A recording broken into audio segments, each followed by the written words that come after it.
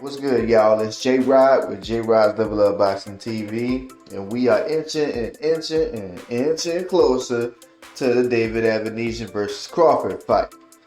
Yeah, man. I don't know about y'all, but I'm pretty excited. I think it's gonna be a good fight.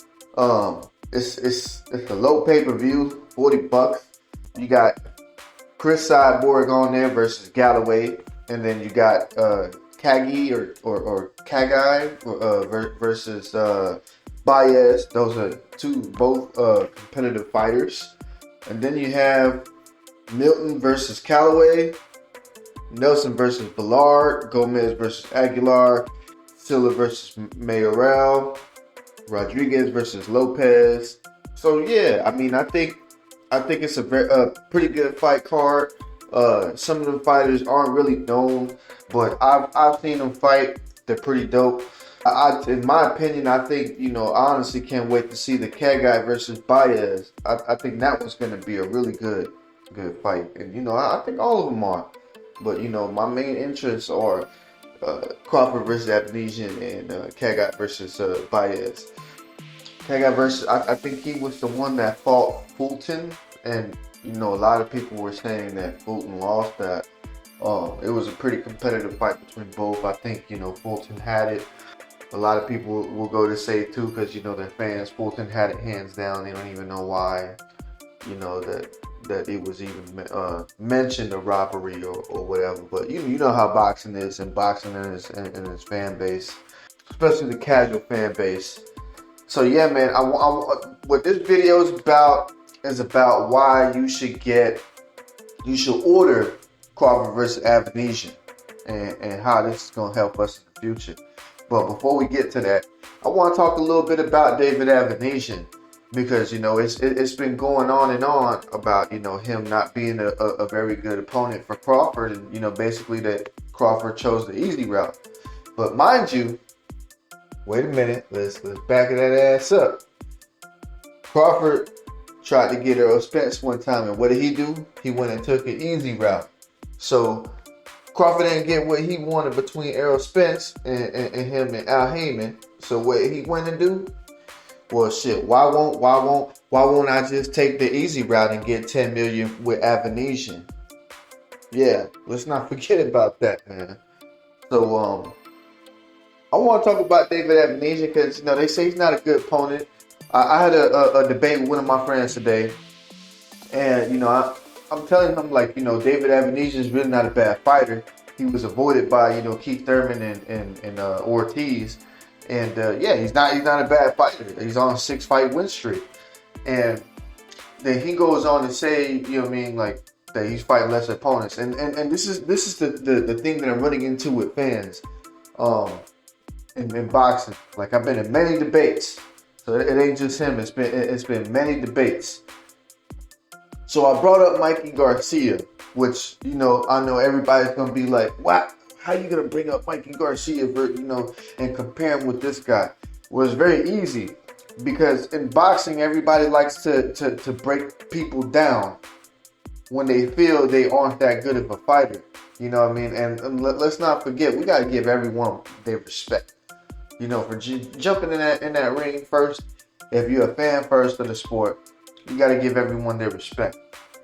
So moving along, this is how I'm going to compare Mikey Garcia to David Avanesyan, because see, he was applauded and praised, right? And also Spence was applauded and praised when they fought each other, and I just want to know, how did they praise? And Errol Spence got to get by. He got the nod for fighting Mikey Garcia But Crawford doesn't get the nod for fighting David Avanesyan for $10 million.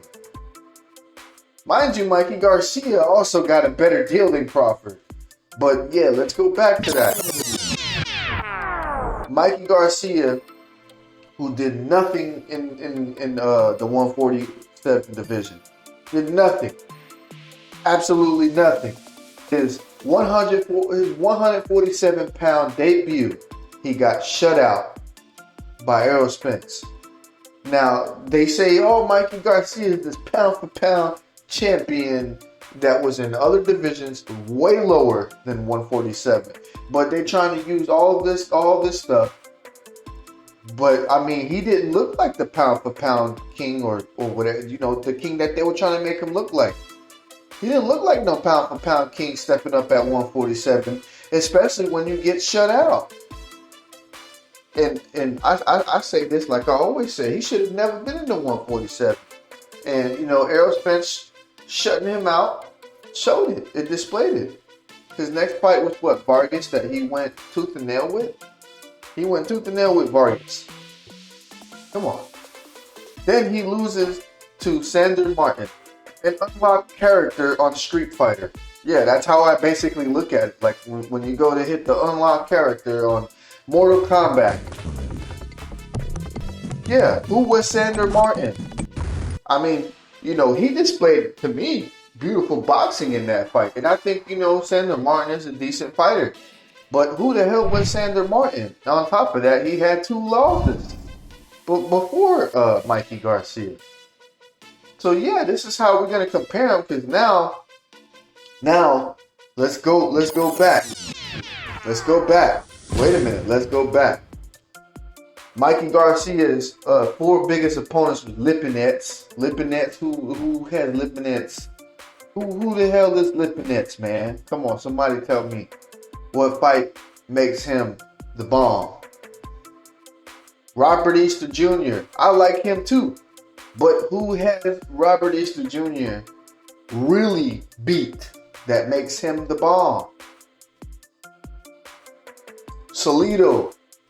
The guy they used to call Orlando Low Blow Salido. And you know why they call him Low Blow? Because when he fought Lomachenko, he kept hacking the guy in the nuts. Yeah. Salido, who had 11 losses when he fought Mikey Garcia and now has, 14 or 15 losses? You know what I mean? Come on, bro.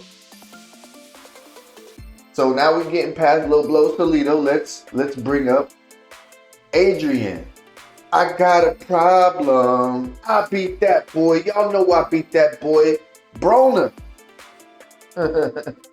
Yeah, man. Adrian Broner now, that to me, he's always been my guy. You know what I mean? And this is why I don't like, doing what I'm doing right now. I hate doing these type of debates, but you can always break people down.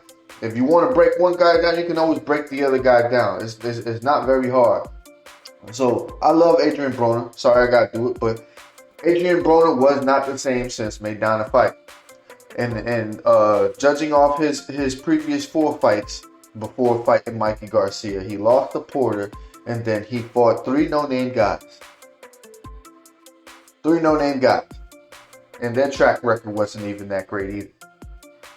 So, I mean, if we're going to break down David Avanesyan, let's do it right, and let's break down some of Errol Spence's opponents. We can do it with everyone, dude.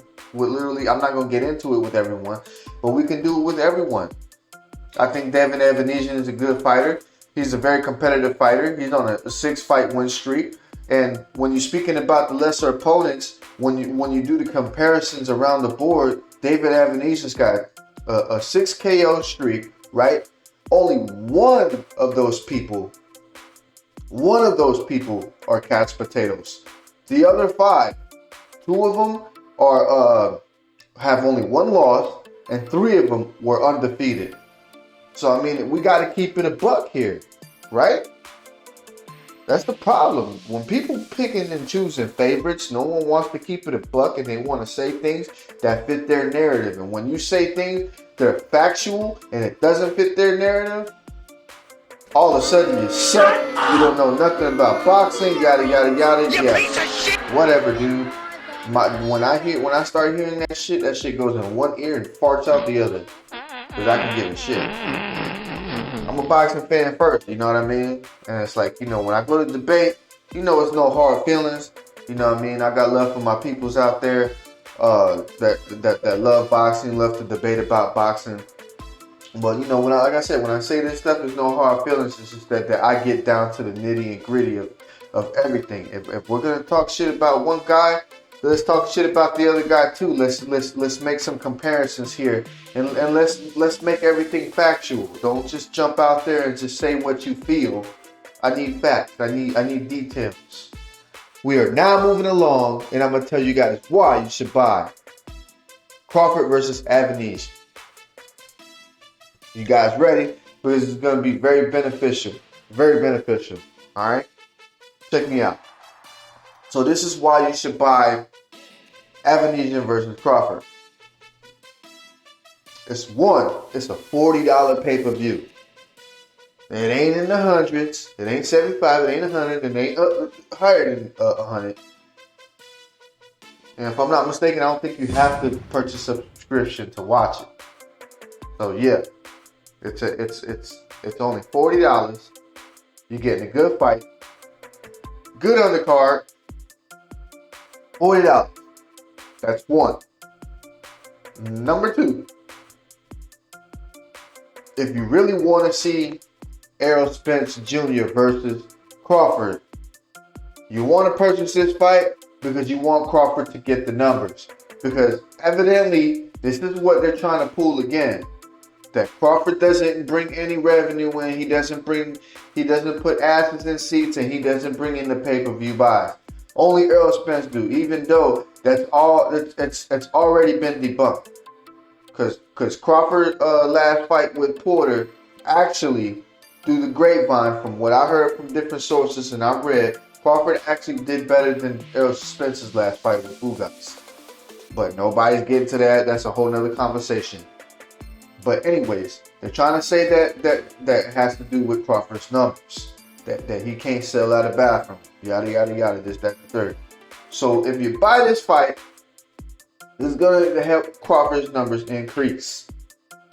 Then Crawford has a reason to fight even more. Even though they gave him a bullshit deal with no guaranteed money that they didn't give any other fighter, because everybody else who faced Spence, they all got a guaranteed money, whatever it was, even if it was $1 million or $500, 500,000, whatever.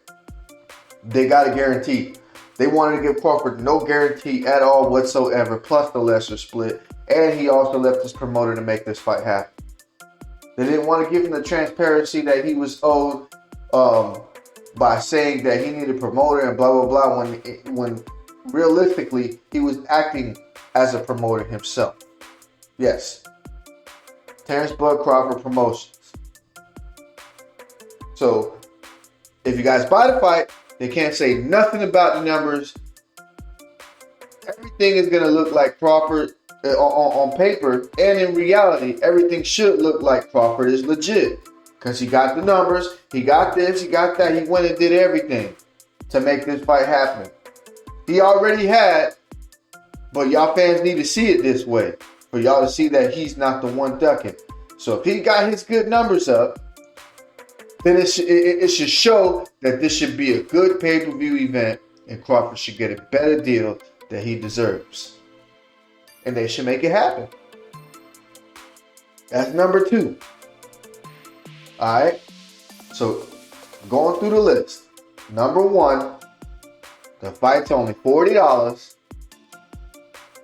Number two, it'll help make the Crawford versus Spence fight happen.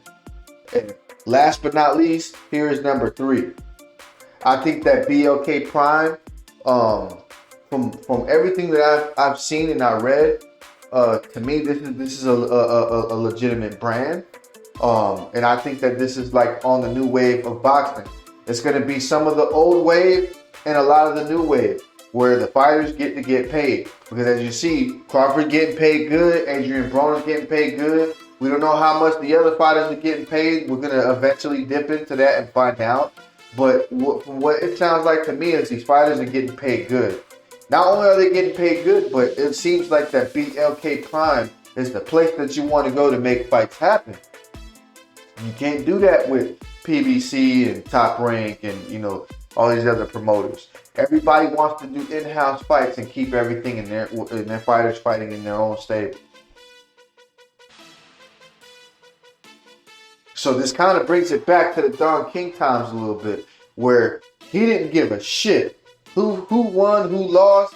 All he cared about was he getting paid. But not only that, yeah, he might have screwed over a lot of fighters. I get that, y'all. But y'all got the fights. You got the fights that you wanted. So now let's go over to BLK Prime. This is what they're building their foundation on. Is that the fighters are gonna get paid and that the fights are gonna get made. You get that? And it rhymes too. The fighters are gonna get paid. The fighters are gonna get made. Fighters are gonna get paid. You know what I mean? Like, we can make a song out of it, but it's the truth though. The fighters are gonna get paid and the fights are gonna get made. And I think that's what BLK Prime is trying to show you with bringing Terrence Crawford in there, paying him way, because you know everybody's been talking about it. Terrence Crawford ain't getting no 10 million. Well, it seems to be confirmation all over the internet. So, yeah. But that is number 3. So let's go down the list again. The pay-per-view is only $40, dude. Only $40, and you don't have to sign up and purchase a subscription. Number 2, you get to fight with Errol Spence because if his numbers are up, then he has a legitimate argument to say that my numbers are up, and if you guys are saying that Errol Spence's numbers are up, I should, 1, get a better deal, and 2, that you guys should not worry about losing money. So yes, this should increase the chances of getting the Errol Spence versus Terrence Crawford. Number 3, we'll get fights in the future. If BLK Prime is 100% where it's at, and you purchase this, then that'll make other fighters, when their contract is up, it's gonna make the other fighters go join BLK Prime, and BLK Prime will make these fights happen. And the reason why is because fighters are going to get paid and the fights are going to get made. So yeah, that's just my take on it. I can't wait to see it. It's happening tomorrow night, Saturday, December 10th. Crawford versus Avanesyan. Gonna be a dope fight. I'm gonna order my pizza, buy my drinks, and I'm gonna sit down and watch it. Who knows, maybe I'll do a live or I'll drop a video before. We'll find out. Or either that or I'll join, I know Bushido likes to do lives after that. I'll probably jump up on there too. So, anyways, man, happy Friday. Hope you guys having a good day. Hope you guys have a good day tomorrow. This your boy J-Rod with J-Rod's Level Up Boxing TV. And I'm out your ear. Peace.